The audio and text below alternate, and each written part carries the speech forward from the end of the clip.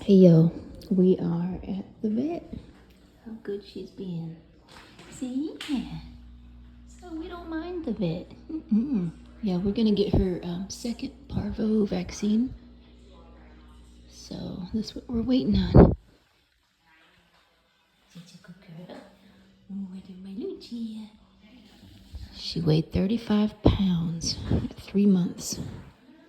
Yeah, they put on about 10 pounds per month, so she's right on schedule.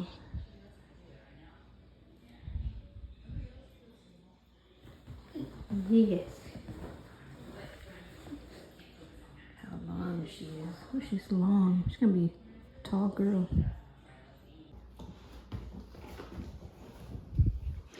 But yeah, if you'll notice, I have her off of the floor because she is not fully vaccinated with parvo, and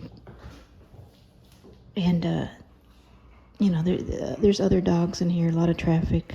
I don't know how often the floors are cleaned, but what I did is I have these alcohol wipes, and so I just wiped this chair down, wiped it down, and then put her on it. So,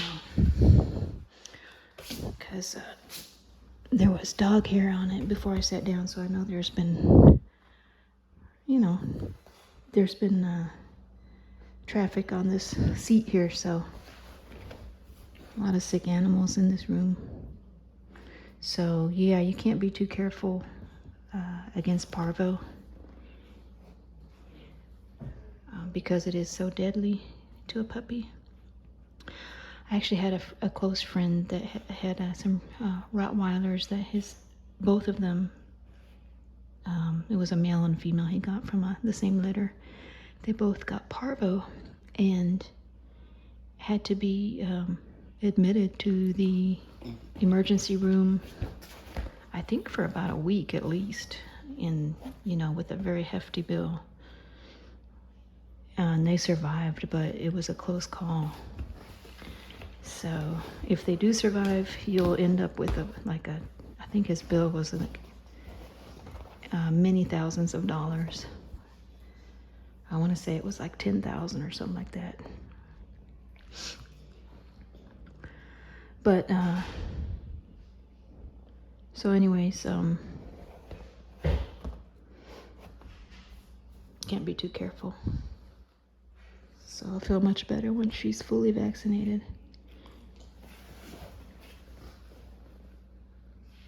Yeah, baby girl. And yeah, if you can see here in her ear, see there? That's all scar tissue. It's all healed. She's got like 1 or 2 tiny little scabs, which is totally normal and right on track for her ear crop recovery. And so it's a total of about 3 weeks from the time of the procedure until complete recovery. And about 2 weeks is when you get to take the staples out or the sutures out. And then the final 3rd week, which is what I'm on now, is when they just post the ears one more time to make sure that they're going to stand on their own, and then wait for the scabs to fall off, which is where she's at now. She's got a few little remnants of scabs, and then in a week, actually in her case about half a week, I take her to get the bandages removed, and then she'll be complete for the ear crop. I've got Tux with me here because he's been scratching at his right ear, so he might have a little ear infection. So people that say, well, you shouldn't crop your dog's ears because they're more prone to ear infection, is not true. I think they're just as prone to ear infection when their ears are long. I don't think it makes a difference. I'm none of it, but just my opinion from just my experience. Ozzy's never had an ear infection, and Tux has, so that's one example. But anyway, I do clean my dog's ears out regularly, especially the Corso, because the Corsos are the ones that are always running around and rolling over in dirt when they wrestle with each other, and so anytime they come in from playing outside and wrestling, I will take a paper towel, a little piece of a paper towel, tiny piece, and then I'll rub the inside of their ear out, and then I'll there'll be like some dirt in there, and I'll just clean that out. They also make these little wipes, ear wipes, that has a little bit of a astringent, like a kind of an alcohol base, but not pure alcohol, just to dry the ear out and like clean it out, prevent any kind of like a yeast infection. So I'll periodically wipe their ears out with that. Man, she is sleepy. She hadn't even had her vaccine yet.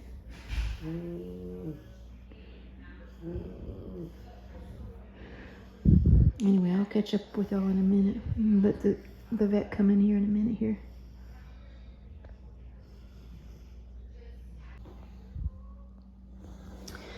But yeah, so it's good to get a good initial experience with the vet, so that they're not freaking out the next time you take them. And I just try to act really calm. As you can see, they have no worries here at this vet. So I'm just hanging out with them. They've actually just been sleeping. So, I'm sorry, Toxie. Sleepy girl. Oh, sleepy girl. But, man, look at the size of those paws. So, I forgot to tell y'all. Lucia had, I don't think I posted it in a video yet, but when I took her to the ear trim place, the vet that performed the ear trim or the ear crop, part of his routine is he just does a fecal sample. And when they did the fecal sample on Lucia, they found coccidia. I think I did mention this in an earlier video. I'm almost certain I did, but anyway, in case you didn't see it, they found coccidia. It's a coccidia. It's a single cell organism, protozoan, kind of similar to Giardia. If you know what Giardia, if you've heard of that, and it causes diarrhea. Basically, it's just found in the environment, like in stool, fecal matter on the ground, or dirty water. So if the dog comes into contact with that in the environment, they can catch it. And it's not usually a huge deal. It causes diarrhea, but in puppies, diarrhea can be very dangerous because they dehydrate quickly. And so they like to treat it. So she was put on a sulfa, I think sulfamethoxazone or something, to treat the coccidia, but then she developed trace amounts of blood in her urine. And took her back to the vet, and they said that sometimes sulfa drugs can cause blood in the urine, so they took her off that one. And then they said, before we treat her with another antibiotic for the coccidia, let's just retest her and see if she still has it. And so that's what we're also doing today. We'll get a fecal sample and then see if she still tests positive for that. And if she does, then she'll have to be put on a different non-sulfa antibiotic. And then if that's the case, then we have to wait to give her parvo vaccine, because they don't like to give vaccines when the dog is on an antibiotic, because it means that the body's still trying to fight an infection. So the body kind of needs all of its antibodies to fight the infection rather than to respond to the vaccine. So it's kind of how that was, how that's going to be. So we'll see what the vet says. We're still waiting. We've been here about 30 minutes already, and they're doing just fine, catching a nap. So I'll check back with y'all in a little bit. Do you want to turn her around, or do you want to scoot forward with her and then me? Okay. You're gonna turn her around. Got it. And you're gonna scoot. All at once. Can I do that on your face? Good girl, Lucia. So we just had the vet come in here and do a fecal, and we're waiting on the results of that to see if she still has that coccidia infection. Just sleeping, baby.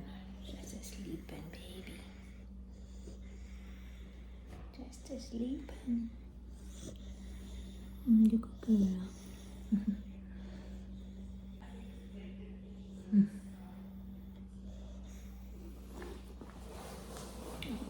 Baby girl.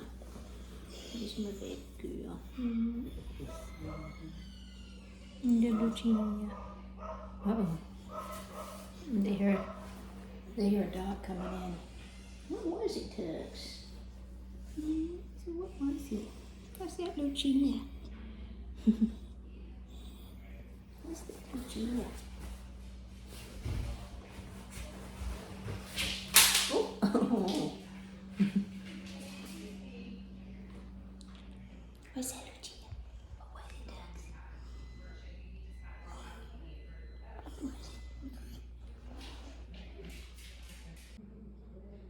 Okay, y'all, we're done. We're done with our appointment. Lucia does not have any more coccidia in her stool. Tux has an ear infection. It's bacterial.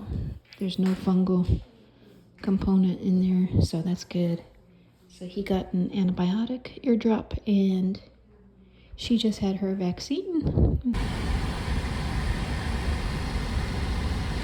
Okay, yeah, so we're done with the vet, and so Lucia got her second parvo vaccine. So it's every 3 weeks. She had the first one on November 11th, and then she got her second dose today. Her third dose will be in 3 more weeks. So every 3 weeks, 3 vaccines every 3 weeks apart.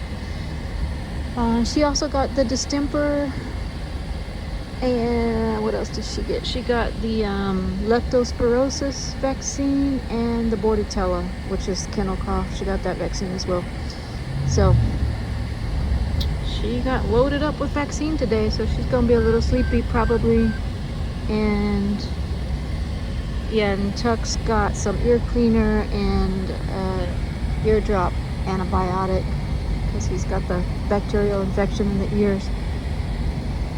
And so yeah, that was our big trip today to the vet.